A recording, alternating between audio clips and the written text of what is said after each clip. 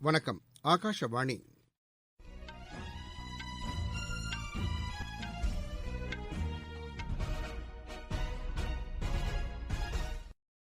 செய்திகள் வாசிப்பவர் ரெங்கநாதன். தலைப்புச் செய்திகள். கோவிட் தடுப்பு மருந்து தயாரானவுடன் அதனை விரைவில் விநியோகிக்க வேண்டும் என்று பிரதமர் திரு நரேந்திர மோடி வலியுறுத்தினார். நடப்பு கரீஃப் பருவத்தில் 6,69,000 விவசாயிகளிடமிருந்து 76 லட்சம் டன் நெல் கொள்முதல் செய்யப்பட்டுள்ளதாக மத்திய வேளாண் துறை அமைச்சகம் தெரிவித்துள்ளது. இந்தியா பங்களாதேஷ் இடையே இம்மாதம் 28ஆம் தேதி முதல் மீண்டும் விமான சேவை இயக்கப்பட உள்ளது. நியூசிலாந்து தேர்தலில் பிரதமர் திருமதி ஜெசிந்தா ஆர்டனின் தொழிலாளர் கட்சி தொடர்ந்து 2ஆம் முறையாக வெற்றி பெற்றுள்ளது. ஐபிஎல் கிரிக்கெட் போட்டியில் இன்று நடைபெறவுள்ள ஆட்டங்களில் ஹைதராபாத் அணி கொல்கத்தா அணியையும், மும்பை அணி பஞ்சாப் அணியையும் எதிர்கொள்கின்றன. இனி விரிவான செய்திகள். நாட்டில் நிலவும் கோவிட் சூழ்நிலை, தடுப்பு மருந்து கண்டுபிடிப்பு, விநியோகம் மற்றும் நிர்வாகம் குறித்து பிரதமர் திரு நரேந்திர மோடி நேற்று ஆய்வு செய்தார். அப்போது பேசிய அவர், தடுப்பு மருந்து தயாரானவுடன் அதனை விரைவில் விநியோகிக்க வேண்டும் என்று வலியுறுத்தினார்.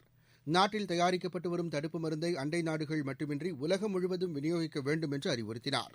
அன்றாட கோவிட் நிலவரம் குறித்து ஆய்வு செய்த அவர், தொற்று பரவலை கட்டுப்படுத்த உறுதியான நடவடிக்கைகளை மேற்கொள்ளுமாறும் அறிவுறுத்தினார். பண்டிகை காலம் நெருங்குவதை சுட்டிக்காட்டிய பிரதமர், நோய் பரவலை தடுக்க தனிநபர் இடைவெளியை கடைபிடித்தல், முகக்கவசம் அணிதல், அடிக்கடி கைகளை கழுவுதல் ஆகியவற்றை பொதுமக்கள் தவறாமல் பின்பற்ற வேண்டும் என்று வலியுறுத்தினார். இக்கூட்டத்தில் மத்திய சுகாதாரத்துறை அமைச்சர் டாக்டர் ஹர்ஷ்வர்தன், பிரதமரின் முதன்மைச் செயலர், நித்தி ஆயோக் உறுப்பினர் மற்றும் அரசுத்துறை அதிகாரிகள் உள்ளிட்டோர் கலந்து கொண்டனர். மருத்துவ ஆராய்ச்சியாளர்கள் பங்கேற்கும் கிராண்ட் சேலஞ்ச் ஆண்டு கூட்ட தொடக்க நிகழ்ச்சியில் பிரதமர் திரு நரேந்திர மோடி உரையாற்றவுள்ளார். நாளை தொடங்கும் இந்த மாநாடு காணொலி காட்சி வாயிலாக 3 நாட்கள் நடைபெறுகிறது. மருத்துவத் துறையில் சர்வதேச அளவில் ஆராய்ச்சியை மேம்படுத்தவும், புதிய கண்டுபிடிப்புகளை கண்டறிவதை ஊக்குவிக்கும் வகையிலும் இந்த மாநாடு நடத்தப்படுகிறது. உலகம் முழுவதிலுமிருந்து 1600 ஆராய்ச்சியாளர்கள் இதில் பங்கேற்று தங்களுடைய படைப்புகளை தாக்கல் செய்ய உள்ளனர். குறிப்பாக கோவிட் பிந்தைய நடவடிக்கைகள் குறித்து இந்த மாநாட்டில் விரிவாக ஆலோசிக்கப்பட உள்ளது. மைசூர் பல்கலைக்கழகத்தின் 100ஆண்டு பட்டமளிப்பு விழாவில் நாளை காணொலி காட்சி வாயிலாக பிரதமர் திரு நரேந்திர மோடி உரையாற்றவுள்ளார். இந்நிகழ்ச்சியில் கர்நாடக ஆளுநர், பல்கலைக்கழக பேராசிரியர்கள், அதிகாரிகள் உள்ளிட்டோர் கலந்து கொள்கின்றனர். கடந்த 1916ஆம் ஆண்டு ஜூலை 27ஆம் தேதி மைசூர் பல்கலைக்கழகம் உருவாக்கப்பட்டது. இது நாட்டின் 6வது பல்கலைக்கழகமாகவும் கர்நாடக மாநிலத்தின் 1வது பல்கலைக்கழகமாகவும் உள்ளது. நடப்பு கரீஃப் பருவத்தில் நெல் கொள்முதல் முழுவீச்சில் நடைபெற்று வருகிறது.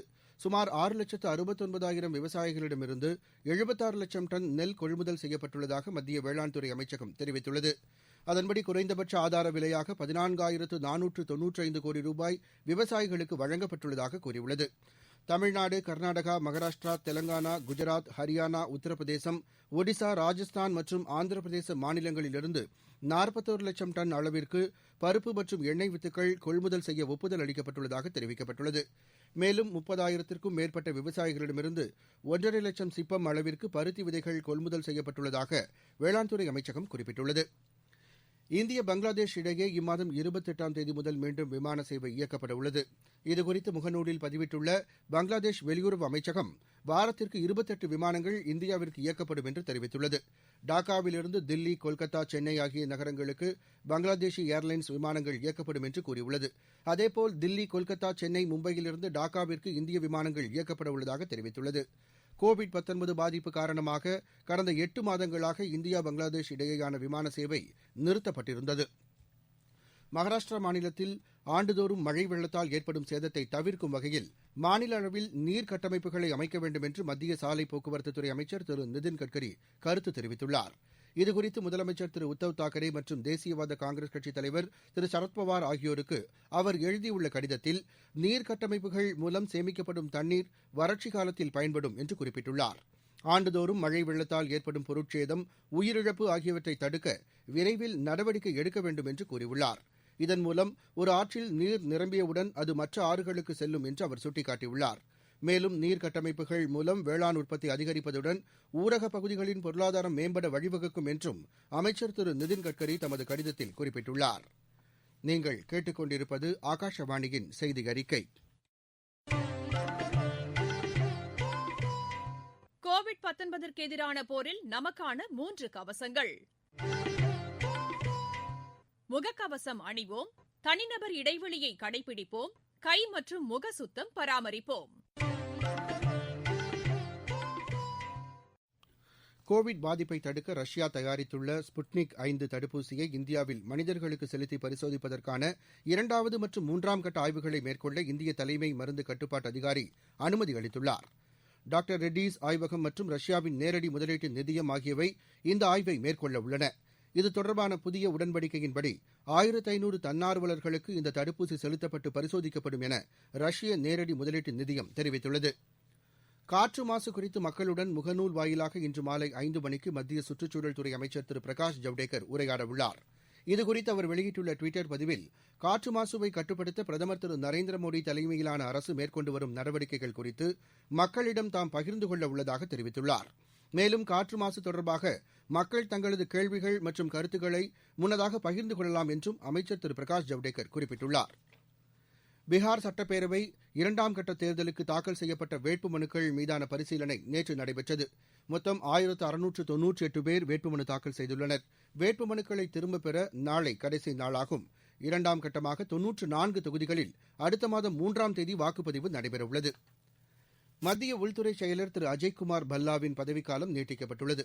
இவர் அடுத்த வருடம் ஆகஸ்ட் மாதம் 22ஆம் தேதி வரை உள்துறை செயலாளராக பதவியில் இருப்பார் என்று தெரிவிக்கப்பட்டுள்ளது. நியமனங்களுக்கான அமைச்சரவைக் குழு இதற்கு ஒப்புதல் அளித்துள்ளது. திரு அஜய்குமார் பல்லாவின் உள்துறை செயலாளர் பதவி அடுத்த மாதம் நிறைவடைய இருந்த நிலையில் அவருக்கு பதவி நீட்டிப்பு அளிக்கப்பட்டுள்ளது. ஜம்மு காஷ்மீரில் லஷ்கர் இ தொய்பா தீவிரவாத இயக்கத்துடன் தொடர்புடைய ஒருவரை பாதுகாப்புத்துறையினர் கைது செய்தனர். தெற்கு காஷ்மீர் புல்வாமா மாவட்டத்தில் பாம்போர் என்ற இடத்தில் இவர் கைது செய்யப்பட்டார். தீவிரவாதிகளுக்கு வெடிமருந்துகள், ஆயுதங்கள் ஆகியவற்றை இவர் விநியோகம் செய்ததாக குற்றம் சாட்டப்பட்டுள்ளது. இதையடுத்து இவர் மீது காவல்துறையினர் வழக்கு பதிவு செய்து விசாரித்து வருகின்றனர். நியூசிலாந்து தேர்தலில் பிரதமர் ஜெசிந்தா ஆர்டனின் தொழிலாளர் கட்சி தொடர்ந்து 2ஆம் முறையாக வெற்றி பெற்றுள்ளது. பதிவான வாக்குகளில் 49%க்கும் மேற்பட்ட வாக்குகளை அக்கட்சி பெற்றது. எதிர்க்கட்சியான தேசிய கட்சிக்கு 27% வாக்குகள் கிடைத்தது. நியூசிலாந்து நாட்டில் கோவிட்-19 தடுப்பு நடவடிக்கைகளை சிறப்பாக மேற்கொண்டதை அங்கீகரிக்கும் வகையில் பிரதமர் ஜெசிந்தா ஆர்டனுக்கு மீண்டும் வெற்றி கிடைத்துள்ளதாக கருதப்படுகிறது. நாட்டில் மேலும் 9 மாநிலங்கள் மற்றும் யூனியன் பிரதேசங்களில் கேலோ இந்தியா விளையாட்டு பயிற்சி மையங்கள் அமைக்கப்பட உள்ளது. ஆந்திர பிரதேசம், சத்தீஸ்கட், சண்டிகர், கோவா, ஹரியானா, ஹிமாச்சல பிரதேசம், புதுச்சேரி, திரிபுரா மற்றும் ஜம்மு காஷ்மீர் ஆகிய மாநிலங்கள் மற்றும் யூனியன் பிரதேசங்களில் பயிற்சி மையங்கள் அமைக்கப்பட உள்ளது. இதையடுத்து நாட்டில் இதுவரை 23 மாநிலங்கள் மற்றும் யூனியன் பிரதேசங்களில் 24 கேலோ இந்தியா விளையாட்டு பயிற்சி மையங்கள் அமைக்கப்பட்டுள்ளதாக மத்திய விளையாட்டுத்துறை அமைச்சகம் தெரிவித்துள்ளது. இதுகுறித்து கருத்து தெரிவித்த மத்திய விளையாட்டுத்துறை அமைச்சர் திரு கிரண் ரிஜிஜூ, உலகத்தரம் வாய்ந்த கேலோ இந்தியா விளையாட்டு பயிற்சி மையங்கள் மூலம் நாடு முழுவதும் உள்ள திறமையான விளையாட்டு வீரர்கள் பயிற்சி அளிக்கப்படுவார்கள் என்று குறிப்பிட்டுள்ளார். ஐபிஎல் கிரிக்கெட் போட்டியில் தில்லி அணி 5 விக்கெட் வித்தியாசத்தில் சென்னை அணியை வென்றது. சார்ஜாவில் நடைபெற்ற இப்போட்டியில் டாஸ் வென்று முதலில் பேட் செய்த சென்னை அணி நிர்ணயிக்கப்பட்ட 20 ஓவர்களில் 4 விக்கெட் இழப்பிற்கு 179 ரன் எடுத்தது. பின்னர் 180 ரன் எடுத்தால் வெற்றி என்ற இலக்குடன் களமிறங்கிய தில்லி அணி 19.5 ஓவரில் 5 விக்கெட் இழப்பிற்கு 185 ரன் எடுத்து வெற்றி பெற்றது. ஷிகர் தவான் 58 பந்துகளில் 101 ரன் எடுத்து ஆட்டமிழக்காமல் இருந்தார். பரபரப்பான இப்போட்டியின் இறுதிக்கட்டத்தில் அக்சர் பட்டேல் 5 பந்துகளில் 21 ரன் எடுத்து வெற்றிக்கு வழிவகுத்தார். முன்னதாக நடைபெற்ற போட்டியில் பெங்களூரு அணி 7 விக்கெட் வித்தியாசத்தில் ராஜஸ்தான் அணியை வென்றது. துபாயில் நடைபெற்ற இப்போட்டியில் முதலில் பேட் செய்த ராஜஸ்தான் அணி நிர்ணயிக்கப்பட்ட 20 ஓவர்களில் 6 விக்கெட் இழப்பிற்கு 177 ரன் எடுத்தது. பின்னர் ஆடிய பெங்களூரு அணி 19.4 ஓவரில் 3 விக்கெட் இழப்பிற்கு 179 ரன் எடுத்து வெற்றி பெற்றது. அபுதாபியில் இன்று மாலை நடைபெறவுள்ள ஆட்டத்தில் ஹைதராபாத் அணி கொல்கத்தா அணியை எதிர்கொள்கிறது. துபாயில் இரவு நடைபெறவுள்ள ஆட்டத்தில் மும்பை அணி பஞ்சாப் அணியை எதிர்கொள்கிறது. மீண்டும் தலைப்புச் செய்திகள்.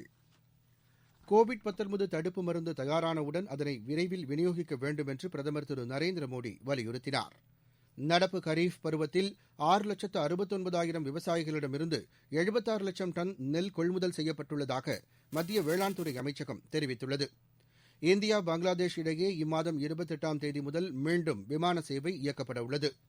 நியூசிலாந்து தேர்தலில் பிரதமர் திருமதி ஜெசிந்தா ஆர்டனின் தொழிலாளர் கட்சி தொடர்ந்து 2ஆம் முறையாக வெற்றி பெற்றுள்ளது. ஐபிஎல் கிரிக்கெட் போட்டியில் இன்று நடைபெறவுள்ள ஆட்டங்களில் ஹைதராபாத் அணி கொல்கத்தா அணியையும், மும்பை அணி பஞ்சாப் அணியையும் எதிர்கொள்கின்றன. இத்துடன் இந்த செய்தி அறிக்கை நிறைவடைந்தது. எமது செய்திகளை உடனுக்குடன் AIR நியூஸ் _சென்னை என்ற ட்விட்டர் பக்கத்திலும், செய்தி தொகுப்புகளை all India radio news Chennai என்ற யூடியூப் சேனலிலும் அறிந்து கொள்ளலாம்.